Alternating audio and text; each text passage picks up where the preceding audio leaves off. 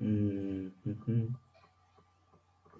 En cada uno de sus pasos, ¿no? Que ya vimos cómo calculamos, haciendo una relación estequiométrica, calculamos cada uno de los compuestos.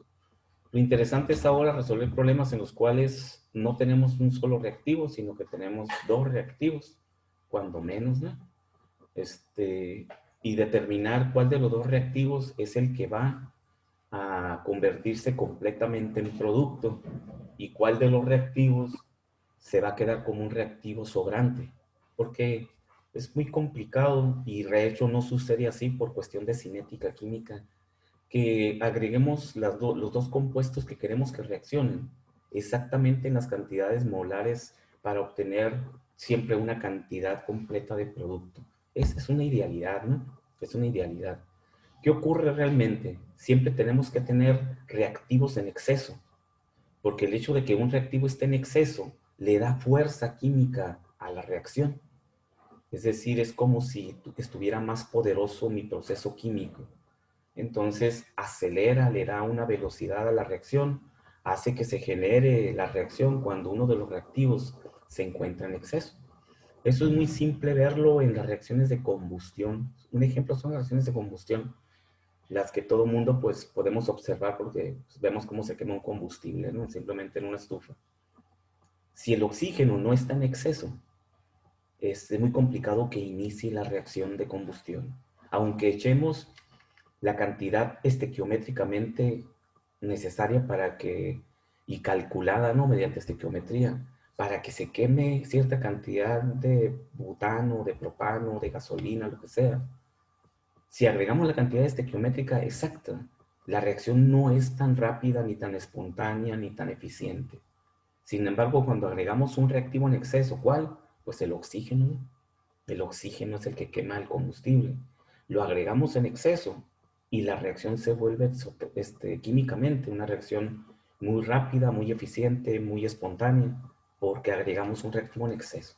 Eso ocurre realmente en los procesos o en los reactores. Siempre tenemos que tener un reactivo en exceso, ¿no? Entonces, es importante entonces estimar y definir cuál de los reactivos es el que está como exceso y cuál está como limitante en un proceso ya real para poder hacer la estequiometría con el reactivo limitante, es decir, con aquel que se va a acabar primero. No podemos hacer cálculo de producto con un reactivo que está en exceso y que nunca va a reaccionar con algo porque es el que está en exceso, es el que va a sobrar. Entonces necesitamos definir cuál de los dos reactivos es el que se va a acabar primero. Así se define el reactivo limitante. ¿Reactivo qué dice aquí? Reactivo que limita la reacción. Y es aquel que se consume primero. Por lo tanto, pues es muy lógico pensar que el reactivo en exceso es aquel que sobra, ¿no? Claro, ¿no? Es el que sobra. Entonces, dice, necesitamos determinar cuál de los dos es el bueno, con el cual vamos a hacer lo que ya hemos hecho hasta ahorita. Hacer estequiometría y definir cuánto producto o cuánto reactivo incluso reacciona con el otro compuesto. Recuerden que podemos hacer cálculos de todos, ¿no? Calculamos todas las masas de todos los compuestos. Aunque el problema me pida primeramente uno de ellos, pues hemos calculado todas, ¿no? Entonces, eso es lo nuevo aquí, calcular el reactivo limitante. ¿Cómo le hacemos para calcular el reactivo limitante? El reactivo limitante se calcula de una manera muy simple. Hay que hacer una comparación entre los dos compuestos, reaccionando entre sí, entre los dos reactivos primero. Voy a hacer una estequiometría entre los dos para ver cuánto requiero de uno para consumir el otro y luego lo comparo con lo que realmente tengo. ¿Sí? Es muy simple. Este, es como si tuviera, no sé, manzanas y peras, ¿no? Peras y manzanas. Y tengo un montón de peras y un montón de manzanas. Necesito comparar con la estequiometría de la reacción cuántas manzanas necesito que se unan con las peras. Y ya que sé cuántas manzanas necesito que se unan con las peras, pues ahora cuento las manzanas y las peras que tengo, ¿no? Si necesito 20 manzanas para que reaccionen con 5 peras, pues hay que contar y contar. Si tengo 25 manzanas y nada más necesito 20, quiere decir que las manzanas son las que me van a sobrar. O si necesito 5 peras y nada más tengo 3, pues quiere decir que el que me falta son las peras. necesito compararlas entre ellas simplemente con la masa. Y la masa ya sabemos que la comparación entre las masas de una reacción química en la ecuación química en los compuestos es a través de la estequiometría, porque es lo que significa estequiometría, ¿no? Es el cálculo, es la cantidad de las masas de los compuestos que participan en una reacción química. Entonces vamos a hacer un paso previo a lo que ya hemos dicho hasta ahorita, ¿no? Entonces, para ejemplo, tenemos aquí un problemita que nos dice que la urea, que es el amoníaco, perdón, la urea es una amina. Este es el grupo amino que van a estudiar ustedes en química orgánica. El grupo amino, NH2, dice que hay dos aminas que se unen a un CO y se llama urea. Se interesa simplemente el peso molecular del compuesto, ¿no? Para eso necesitamos su fórmula química. Entonces dice que se prepara a partir de la reacción del amoníaco con dióxido de carbono. Y aquí tenemos la reacción. Amoníaco y dióxido de carbono. Y producen una mol de urea y producen un mol de agua. 2 moles de amoníaco y todo lo demás son un mol. Está balanceada. Dice, en un proceso se hacen reaccionar 637.2 gramos de amoníaco, nos da uno de los reactivos, con 1142 gramos de dióxido de carbono, que es el otro reactivo. Fíjense que ahora nos dio dos reactivos. Los problemas que hicimos anteriormente, nada más había un solo reactivo, no había problema, ¿no? Lo convertíamos directamente a moles y luego ya hacíamos los cálculos que nos pedía el problema. Pero aquí no, aquí tenemos que definir con cuál de los dos reactivos voy a calcular la urea y debe de ser con el reactivo limitante. ¿Cuál de los dos reactivos es el reactivo limitante? Pregunta. Y calcule la masa de la urea que se formará con el reactivo limitante. Y por último dice cuánto reactivo en exceso quiere la masa en gramos del reactivo que va a quedar sin reaccionar. Entonces quiere todo, ¿no? Entonces lo nuevo aquí pues es determinar el reactivo limitante. Entonces vamos a determinarlo con un paso previo a lo que hemos hecho hasta ahorita, que se llama determinación del reactivo limitante, ¿no? Entonces, permítame para pasar al pizarrón y ahí lo hacemos entre todos.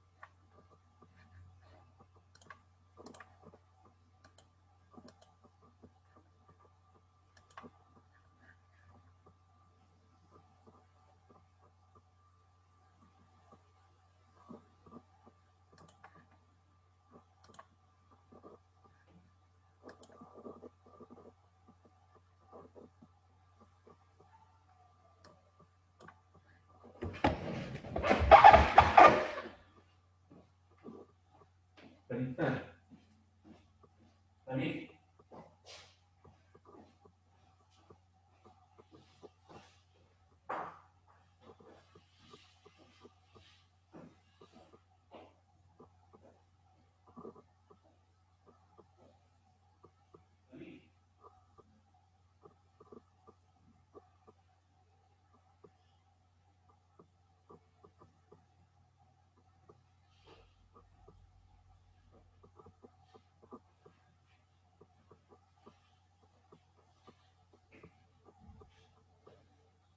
¿Ahí está bien?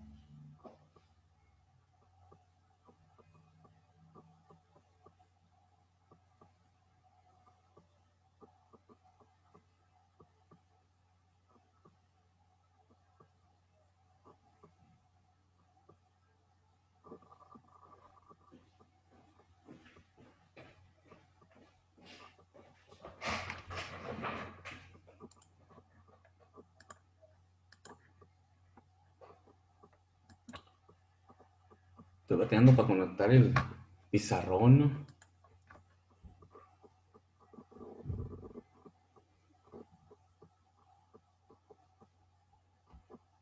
No quiere cargar el cel ahora.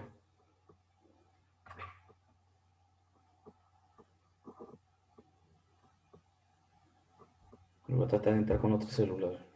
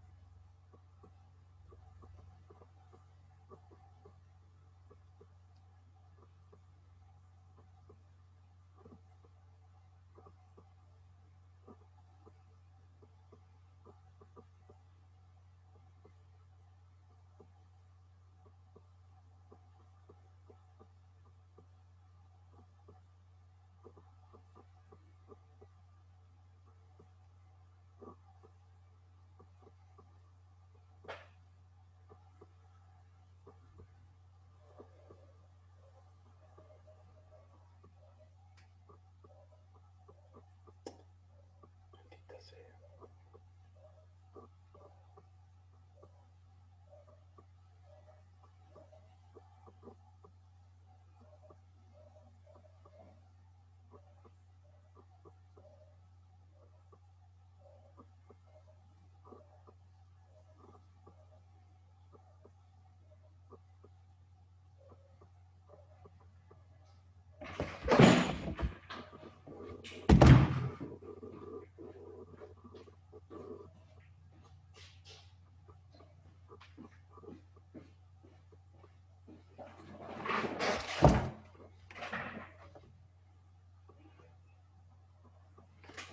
Bien, vamos a empezar.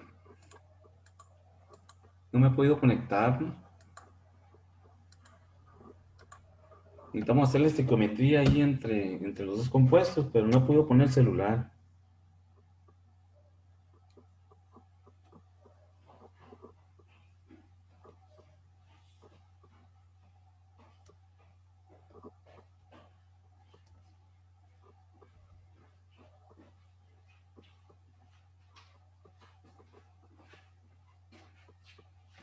Necesito el celular, la clase, la esta. Estoy tratando de conectarme aquí yo, pero no he podido conectarme.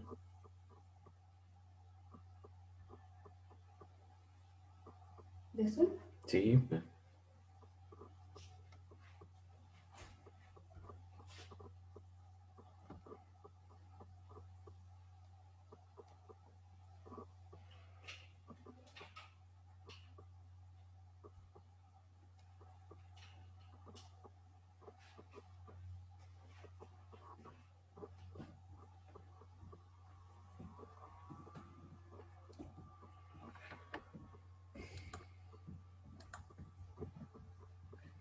Bien, ahí están.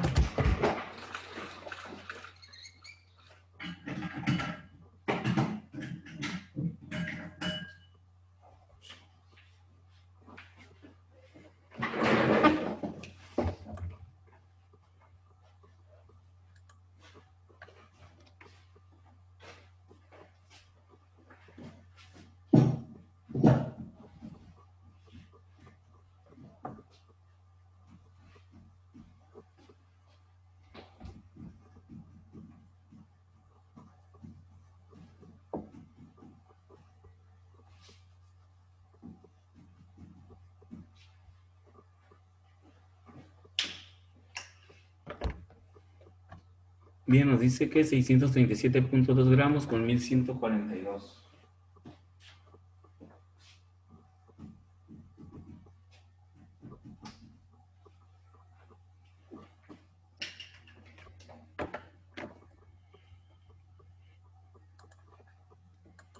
Ok, ahí está en el pizarrón. Entonces, primer paso, vamos a calcular el reactivo limitante.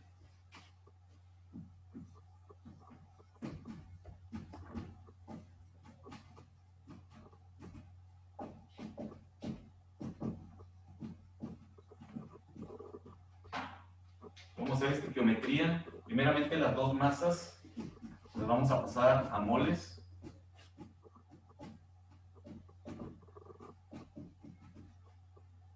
Para el amoníaco, 637 gramos entre el peso molecular del amoníaco, que son 17 gramos por mol, nos va a dar los moles de amoníaco. Y para el CO2, 1142 gramos entre 44, que es el peso molecular del amoníaco, del CO2, nos va a dar los moles de CO2. Entonces, de esta forma, hay que pasar primero todo a moles, porque recuerden que vamos a hacer estequiometría entre los dos reactivos. 637.2 entre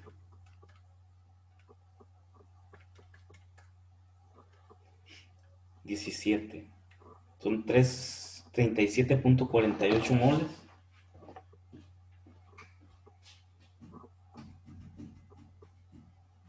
De amoníaco.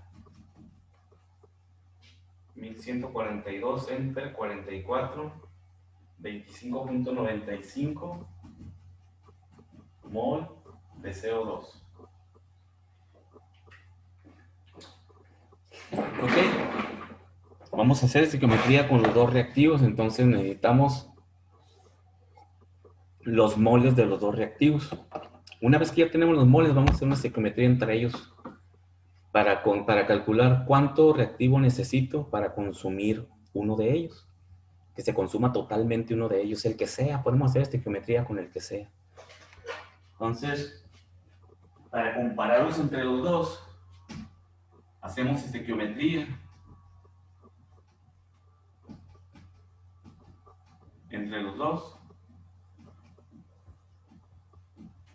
Voy a tomar el que aparentemente este sería el que existe más poquito, ¿no? 25.95 moles de CO2 y hay 37.48 moles de amoníaco. Pero eso no nos indica realmente cuál sea que este fuera el limitante. Porque recuerden que depende del balanceo de la ecuación. Puede ser que es el que está menos, pero también el que se consume menos, y por lo tanto incluso puede ser el que esté en exceso. O aparentemente este es el que sobraría comparándolo con este, pero si este se consume más en la estequiometría, entonces realmente sería el que está limitante y no el que aparentemente es el exceso. Por esa razón, así no podemos decidirlo, pues definirlo. Tenemos que hacer una relación entre los dos, compararlos con la ecuación química. Entonces vamos a tomar este que es el que está menos, que aparentemente es el limitante, y vamos a hacer con él. Puede ser con el otro también, ¿no? Entonces, si tenemos 25.95 mol de CO2 y la estequiometría nos dice que 2 moles reaccionan con 1 mol de CO2, 2 moles de amoníaco, reaccionan con 1 mol de CO2. Entonces, 25.95 por 2 serían 51.91 mol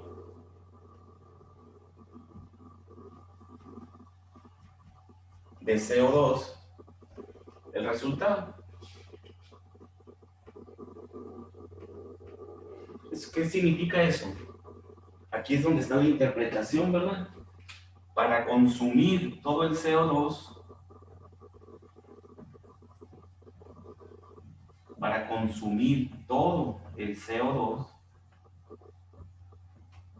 se requieren o se necesita 51.91 mol. Esto es lo que se necesita. Si consumiéramos todo el CO2, es decir, si el CO2 fuera el limitante y se consumiera todo, se necesitan 51.91 mol de CO2. Y aquí es donde hacemos la comparación. Si se necesitan esto, ¿cuánto tenemos? ¿Cuánto tenemos realmente?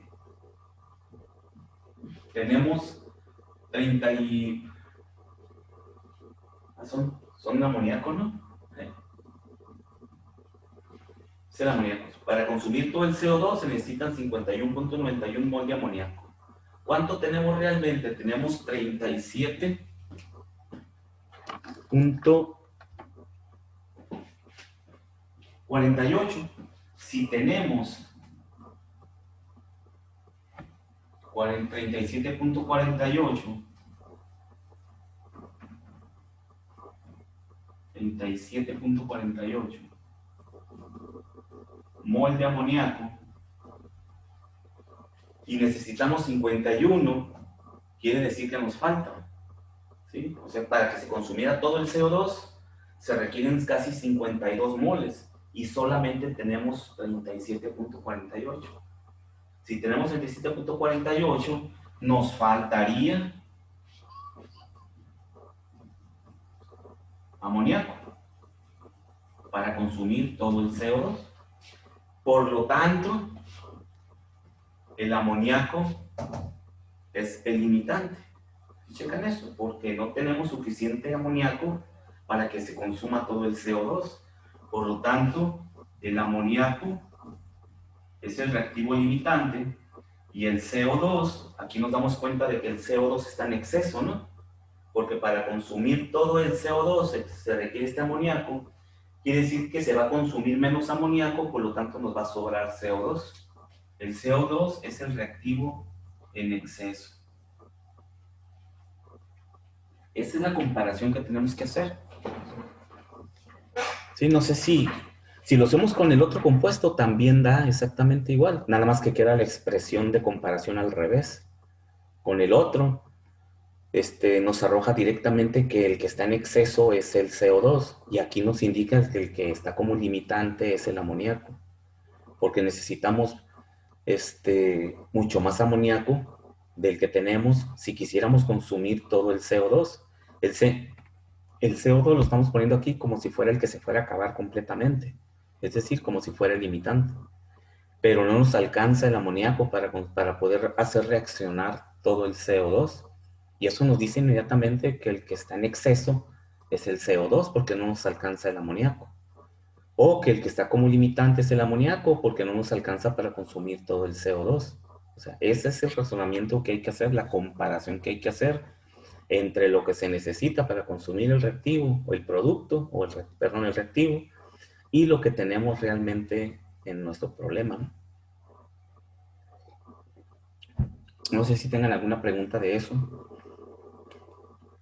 Vamos a hacerlo. Mande, dime. En los problemas que aparecían el viernes yo traté de hacerlos y llegué a un problema donde me pedí igual el reactivo limitante y el reactivo en exceso, pero yo buscando encontré una manera que decía de determinarlo de manera mol reacción. Esta es mol reacción. Pero aquella la ponían un mol reacción igual a los moles que me manejaba en la como a mí no me manejaba, en el problema no maneja las dos cantidades de los compuestos, solo me maneja una. Ah, no hay Ahí nada más, problema. ahí se encontraba por la cantidad de moles, igual con su debido peso de... Sí, sí, pero a ver, si no te da dos reactivos, no hay un reactivo limitante. El reactivo limitante es el único que tienes. No hay un reactivo en exceso. Trabajas con el único reactivo que tienes. No necesitas hacer ninguna comparación. Sí, el reactivo que te da es con el que vas a trabajar. Sí, nada más, pues. Y haces el mismo proceso, los conviertes a moles y todo el rollo. Aquí sí hay que hacer una comparación entre los dos porque tienes dos reactivos. Entonces, aquí lo hicimos ahorita considerando el CO2 y nos dice que necesitamos más amoníaco del que tenemos. Por eso definimos que el amoníaco es el limitante y el CO2 es el exceso. Pero también lo podemos hacer con el amoníaco. Vamos a borrar con el amoníaco. Lo borramos esto. Creo que ustedes ya lo anotaron ahí. Vamos a ver si vuelve a dar esto.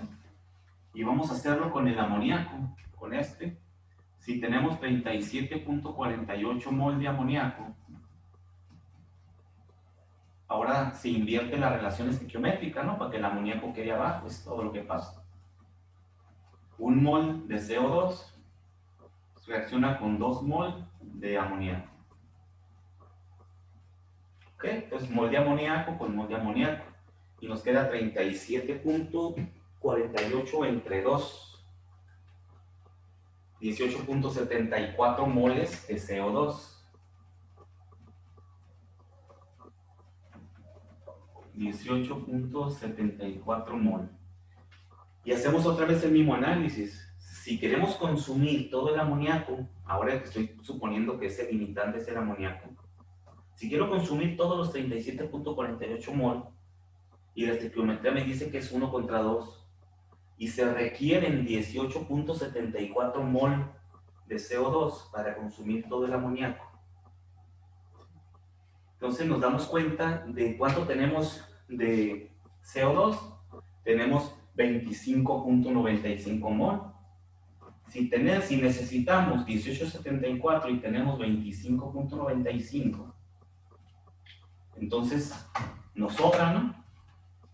Aquí decía falta, fíjense, sale lo contrario. Ahora nos sobra CO2. Antes nos faltaba amoníaco. Y checan. Ahora a partir del amoníaco, para consumir todo el amoníaco se requieren 18.74 mol. ¿Cuánto tenemos de CO2? Tenemos 25, casi 26. Quiere decir que el que está en exceso es este. Porque si se consume todo el amoníaco, si este es el limitante, se requieren 18.74 y tenemos 25.95. Hay un exceso de CO2. ¿Cuánto? Aquí lo podemos estimar cuánto hay. Con esto resolvemos el inciso C, ¿no? 25.95 menos 18.74 son 7.21. Sobran 7.21 mol de CO2. Es lo que sobra, ¿verdad? CO2. ¿Qué es lo que nos pregunta el inciso C? Ya nomás para el inciso C sería cuestión de convertirlo a gramos con el peso molecular del CO2 y ya tenemos el inciso C. Entonces chequen cómo da lo mismo. O sea, da lo mismo en cuanto que nos dice cuál es el limitante. Y aquí con el amoníaco como que es un poquito más claro, ¿no? Que leerlo a la inversa, ¿no? Porque aquí directamente observamos que el CO2 es el que está en exceso. Porque consumiríamos 18.7 y tenemos 25.9. Y ya sacamos la diferencia y nos da 7.21 mol de CO2 en exceso y ya podemos sacar la masa. ¿Sí? Entonces, con cualquiera de los dos lo podemos hacer. Nada más hay que compararlo con lo que tenemos y lo que se requiere. ¿Sí quedó esto? Porque es lo novedoso, ¿no? De aquí en adelante se hace exactamente lo mismo.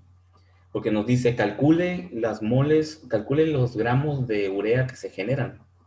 Ok, aquí lo que definimos ahorita es que los cálculos los vamos a hacer con los 37.48 moles de amoníaco y no con el CO2. Si lo hacemos con el CO2 también se vale, ¿no? Pero tendríamos que hacerlo únicamente con los 18.74 moles de CO2 y no con los 25.95 que tenemos. Es decir, únicamente con los que van a reaccionar. eso sí es válido y nos daría un resultado, el mismo resultado, ¿no? O con todos los moles de amoníaco o con los moles que reaccionan con el amoníaco. Con cualquiera de los dos lo podemos hacer. ¿Sí? ¿Sí quedó claro eso?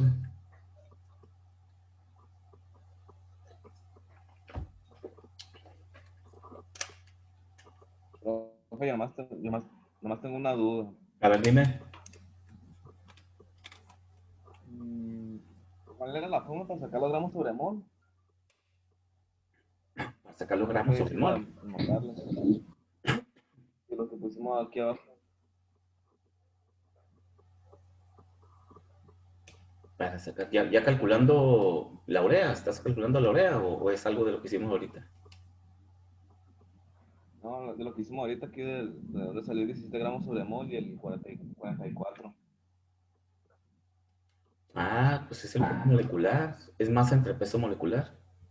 Es la fórmula, pues. Esto es esta fórmula. Masa entre peso molecular. Entonces los 17 son el peso molecular del amoníaco y los 44 son el peso molecular del dióxido de carbono. Ok, pues. ¿Sí? Entonces, nomás, ¿va a haber situaciones como estas, nomás de masas a moles o puede ir diferentes? Sí, también puede ir de moles a masa, ¿no? De hecho, cuando ya terminaste de hacer los cálculos, ahora todo lo conviertes a masa. Pues en lugar de dividir entre el peso molecular, se multiplica por el peso molecular. Convertirlos a masa. Aquí se está dividiendo ahorita porque convertimos de masa a moles. ¿Ya? Entonces, si ya tenemos nuestro reactivo limitante, que es el amoníaco, ya lo comprobamos de las dos formas. Entonces vamos a calcular lo que nos pide el problema. Calculen los gramos de urea. Entonces el inciso A nos dice gramos de urea. Para calcular los gramos, lo voy a calcular con el reactivo limitante, que es el amoníaco. Ya lo borré. Eran 637.2 entre 17, 37.48 moles de amoníaco. Y dice la estequiometría que 2 moles de amoníaco reaccionan o producen un mol de urea. Voy a poner urea, más cortito. Cancelamos y tenemos los moles de urea. Eso ya lo habíamos hecho, ¿no? De aquí en adelante lo que habíamos hecho ya. 18.74 mol de urea. Ya que obtuve mi reactivo que me interesa, el siguiente paso es convertir los moles de urea a gramos normales. Convirtiendo a gramos,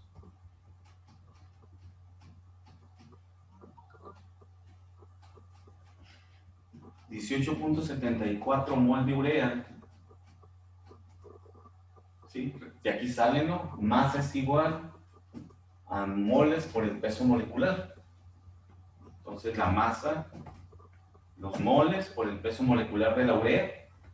La urea tiene 14 y 2, 18 por 2, 36, más 16 más 12, 64. Peso de la urea. 64 gramos por mol de urea. 14 y 2, 18, 36, 46, 48, 58, 64. Ahí están. Mol de urea con mol de urea y esos son gramos de urea. 18.74 por 64. 119, no, 1199.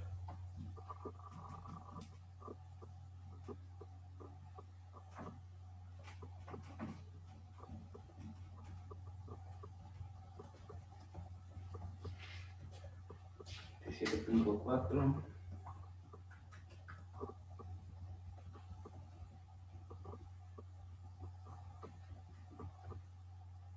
Ajá, 1190 y tanto, ¿no?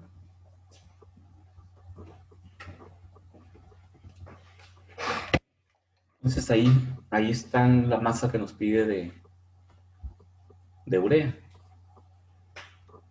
¿Entre qué es, maestro? No alcanzo a diferenciar el número. ¿En dónde?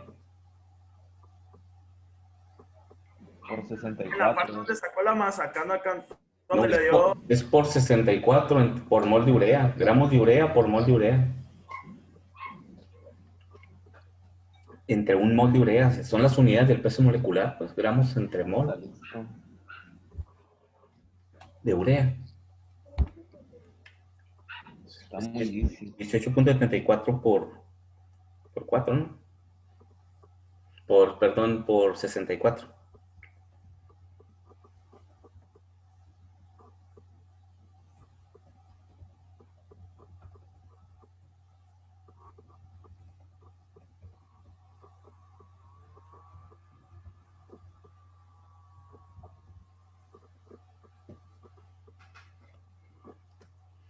¿Sí? Y nos pide los gramos de reactivo en exceso, porque como lo dejé ahí abajo ya lo habíamos calculado. Esta es la masa de urea, ¿no? Y nos pide los gramos de reactivo en exceso. Dijimos que había 7.21 mol de exceso de CO2 en exceso. Ahorita que hicimos la resta, lo voy a convertir a gramos simplemente. La masa es igual que aquí.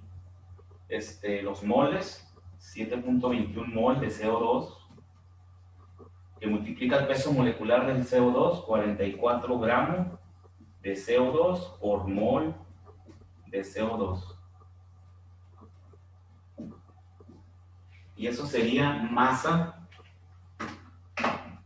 en exceso de CO2. Masa.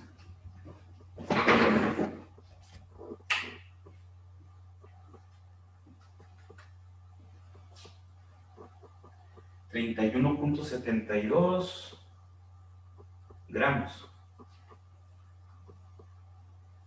Es muy poquito. 7.21, ¿sí? Por 44. ¿Sí?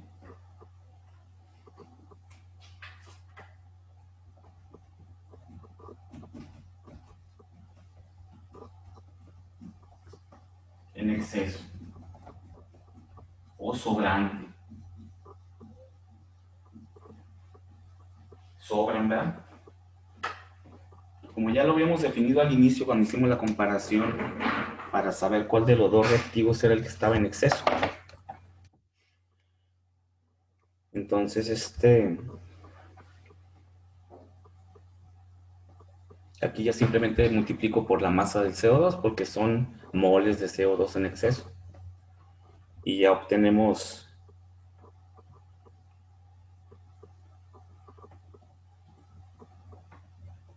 el resultado.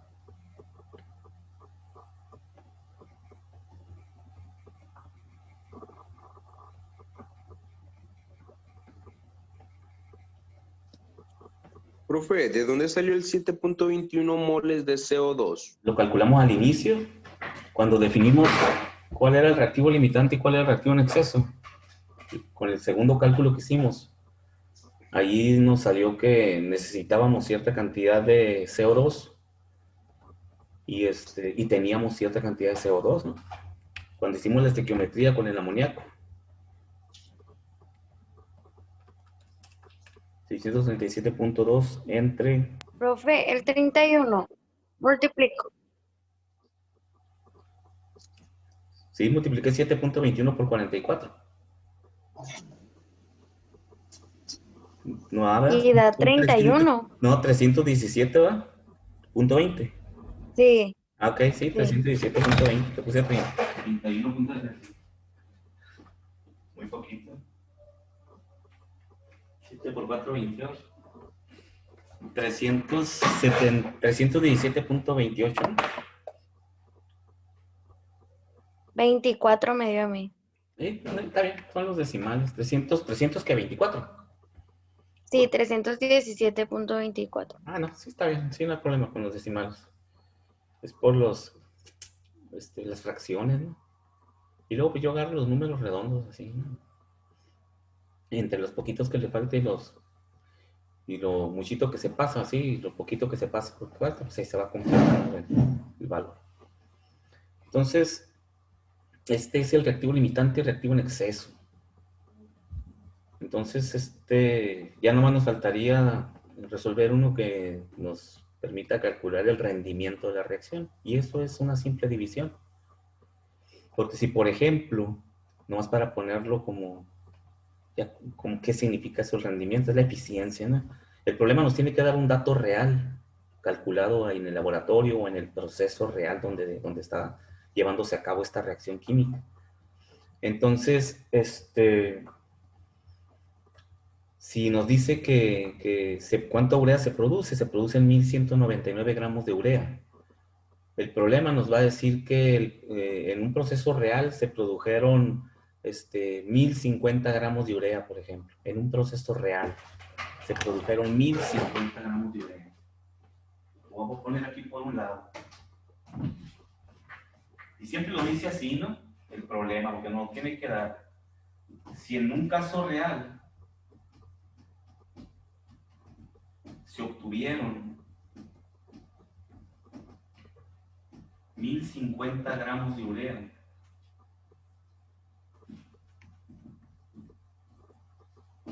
¿cuál es el rendimiento de la reacción? Aquí se denomina rendimiento, es como una eficiencia, ¿no? De la reacción. ¿Sí? Pues si en un caso real se obtuvieron 1050 gramos, nosotros recuerden que es el caso ideal, siempre estos casos son ideales. Por lo tanto, la cantidad siempre es la máxima que se puede obtener, pero es un caso ideal, pues. Hay muchas cosas que participan en una reacción que hace que la reacción no sea realmente lo que calculamos, como en este caso. Se obtienen 1050 gramos. Entonces, para calcular el rendimiento, porcentaje de rendimiento, le voy a poner, va a ser igual al al real, entre el ideal por 100. Y ya nos va a dar un porcentaje de rendimiento. Es una regla de 3, pues. Si 1050 es el 100% real, 1199 ¿cuánto es? O si 1199 es el 100% ideal, 1050 ¿cuánto es? ¿No? Entonces sería 1050 entre 1199 por 100. Eso es una simple regla de 3, ¿no? Y nos da un 87.57% de rendimiento. Sustituyo aquí, porcentaje de rendimiento va a ser igual al dato real, 1050 gramos, entre el dato ideal calculado, 1199 por 100. 87.8%. De esa forma se saca el porcentaje de rendimiento. Es una regla de 3. Es decir, si se produce tanto y obtengo tanto, ¿qué porcentaje representa? Además que no se le maneja como eficiencia, se le maneja como rendimiento de la reacción. ¿Ese rendimiento qué quiere decir, profe? Ande.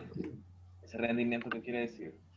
Lo que realmente es el porcentaje. Así se maneja en los procesos, ¿no? ¿Qué tan eficiente es una reacción en porcentaje o qué tanto rinde una reacción? Significa que cuando calculamos que se iba a obtener teóricamente una cantidad, la reacción siempre se queda por debajo de ese rendimiento o de ese producto.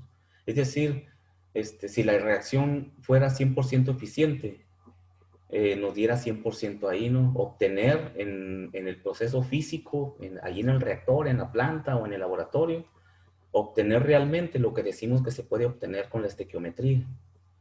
Pero desde un principio comentamos que la estequiometría es un cálculo ideal, es el máximo cantidad de producto que se puede obtener en una reacción química únicamente con la pura estequiometría.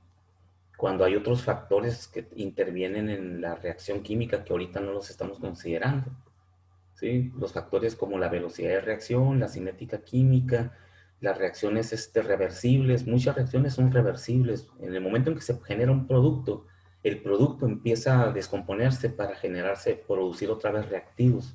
Se llama reacciones reversibles. O llegan al equilibrio químico en el cual se les acaba, haz de cuenta que se les acaba la pólvora, ¿no? Ya no puede seguir reaccionando un reactivo con el otro porque se le acabó la fuerza química. Se llama equilibrio químico, que también afecta las reacciones de... Entonces tienes que utilizar principios de masa, principios de presión, principios de temperatura. Todo eso lo van a ver en cinética química, en fisicoquímica. Ahí se ven todo este tipo de... En química analítica. Ahorita estamos trabajando únicamente con estequiometría, cálculos ideales.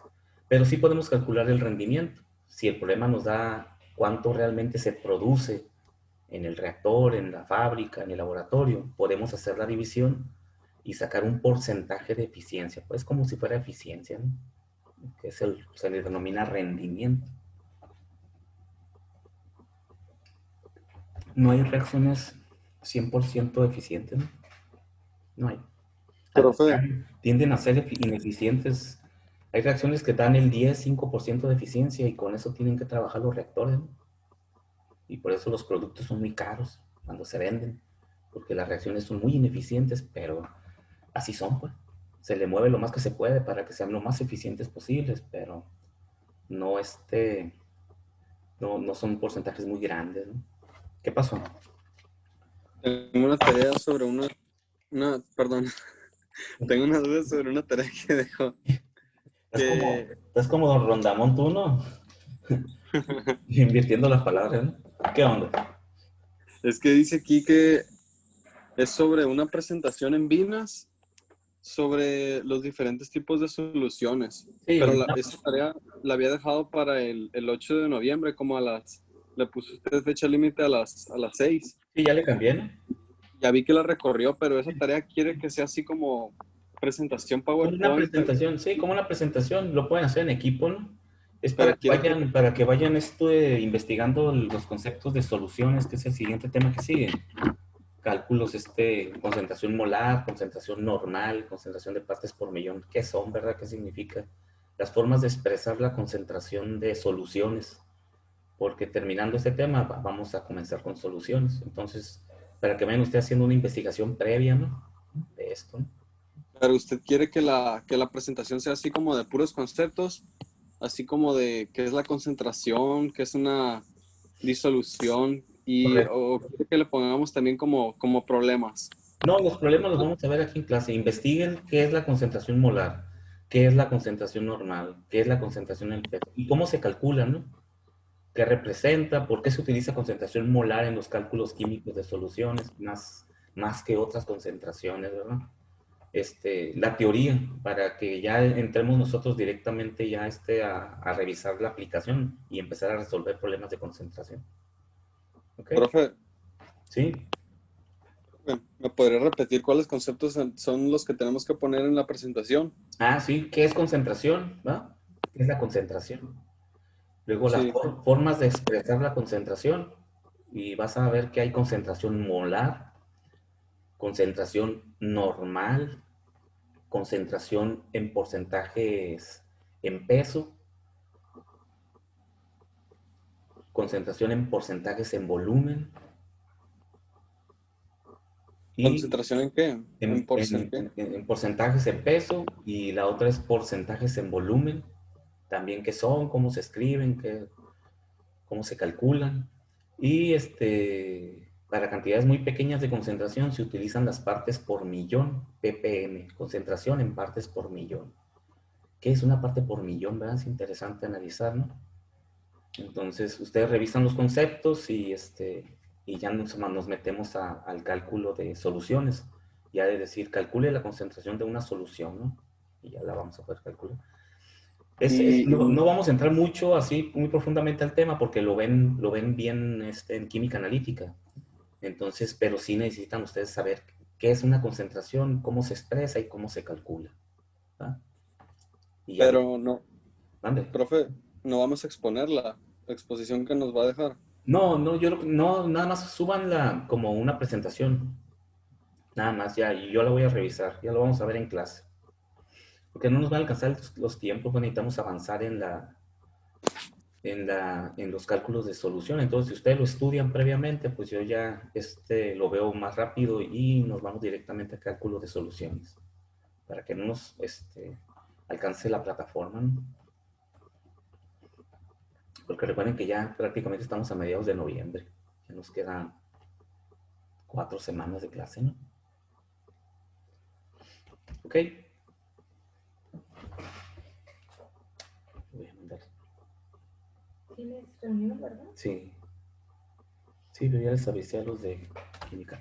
Bueno, jóvenes, los dejo porque tengo otra reunión. Nos vemos el miércoles.